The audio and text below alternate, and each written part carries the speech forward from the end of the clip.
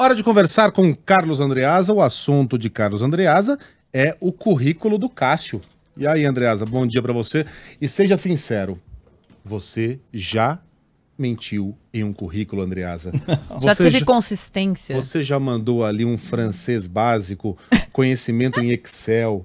Tá com carinha de que sim. Olhou Olha pro aqui, lado. deixa eu dizer uma coisa pra vocês. Eu não quero me jactar, mas o meu francês é um pouco além do básico, digamos assim. Andreasa parle français. Oui, monsieur. Oui. Porém, mesmo falando francês e português, que já é uma distinção suficiente no Brasil, o meu currículo é bastante pobre. Eu não tenho títulos acadêmicos, eu mal me formei em jornalismo na PUC do Rio de Janeiro, não fiz pós-graduação, não fiz pós-graduação, não tenho títulos de mestrado nem de doutorado, sou um currículo bastante modesto, que nunca fraudei, mas também poucas vezes Mas, me Andreasa, então seus problemas acabaram, basta consultar o escritório Cássio e Decotelli. Não, não é justo. Associados, especialistas na formação de currículos turbinadíssimos que vão garantir a sua recolocação quando a Sheila decidir que você... A Sheila me contratou sem pedir o currículo. Não pediu meu currículo, não foi na fé. RH, hein? Não, foi na fé. Acreditou, nem sabia Ellen. do francês. Não sabia do francês, foi na Tá fé, vendo? entendeu? É assim, às vezes acontece. Agora, a gente não pode ser injusto com Cássio Nunes Marques. Há uma série de autoridades, mesmo uma febre dessa criatividade curricular, né? Dessa forja de currículos ficcionais.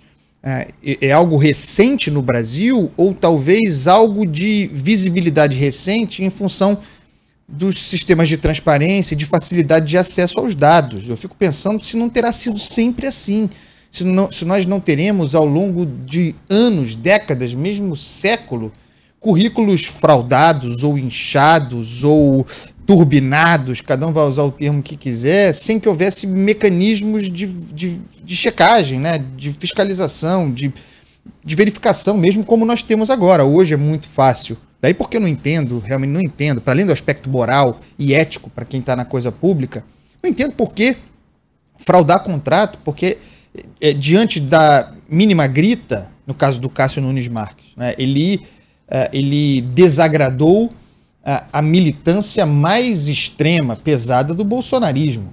Era óbvio que esse pessoal, afora o trabalho jornalístico mesmo, bem feito, como foi nesse caso, para investigar o currículo do sujeito, era óbvio que, havendo desgostosos, haveria tentativa de desconstruir o cara de todas as maneiras, inclusive por meio dos mecanismos que ele mesmo oferece.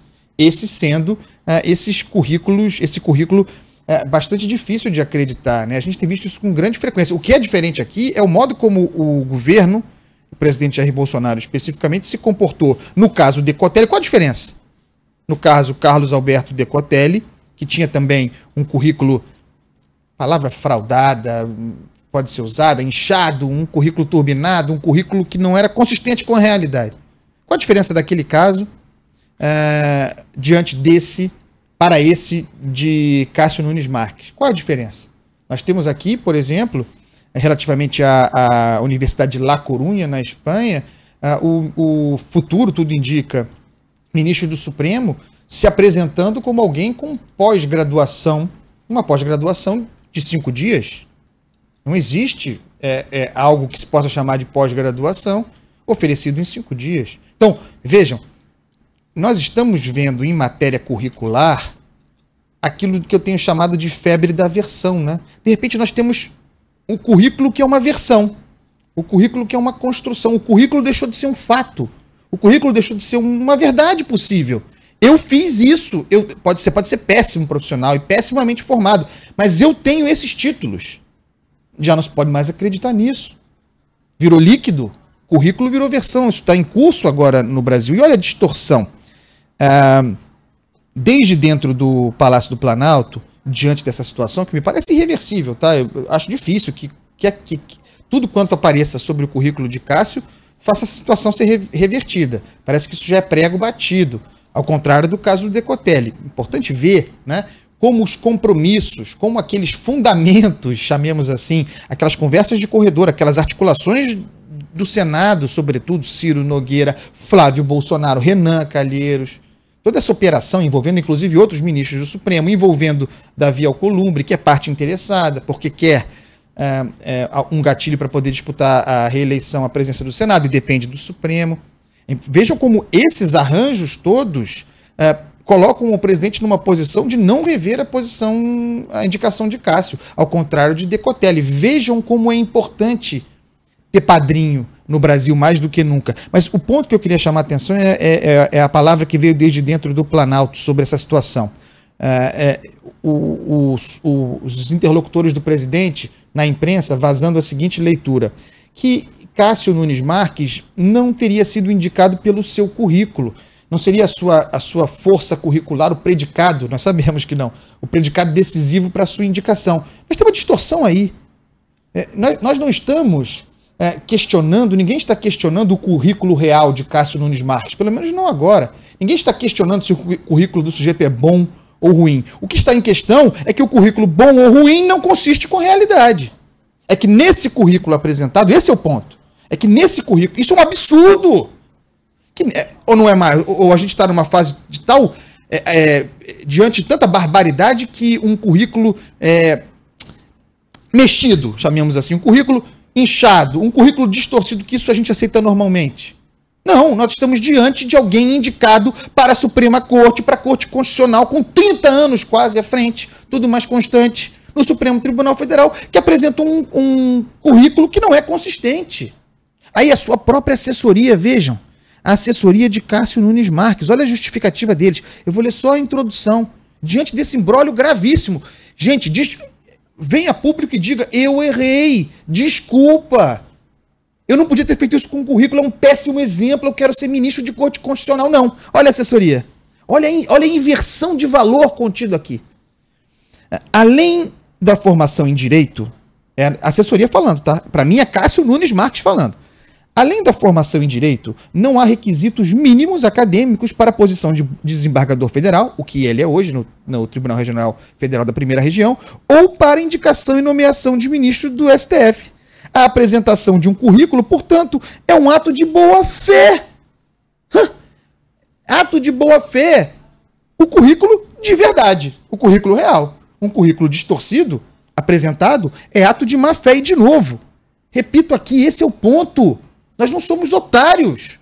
Ninguém está questionando as faltas de eventuais requisitos ou apontando um currículo pobre de Cássio Nunes Marques. Nós estamos apontando e questionando a existência de um currículo inchado, inflado, distorcido, fraudado mesmo. Um artifício para dar uma grandeza que não existe. Quase uma confissão de pobreza do próprio currículo de Cássio Nunes Marques. Esse é o ponto. Não é a natureza, não é o seu currículo real. É aquilo em que seu currículo foi transformado. E isso é muito grave. Nós estamos falando, de novo, de tudo mais constante, um futuro ministro de Corte Constitucional. Não dá. Não dá pra gente normalizar, a palavra que eu odeio também. Não dá pra tratar como normal mentira. Sabe? É a cultura da mentira. É o aprofundamento dessa cultura da desconfiança entre nós. É a liquefação da verdade, das poucas verdades que há. Os fatos jogados no lixo. Tudo é versão, até currículo é versão agora. Tenha santa paciência. Feito. Nada a acrescentar, a não ser a trilha sonora. Você sabe que hoje é dia do compositor, né? Não sabia. A gente falou mais cedo, né? Dia do compositor, aí eu fui lembrar um belíssimo samba do Vanderlei Monteiro. Que não é esse, mas tudo bem.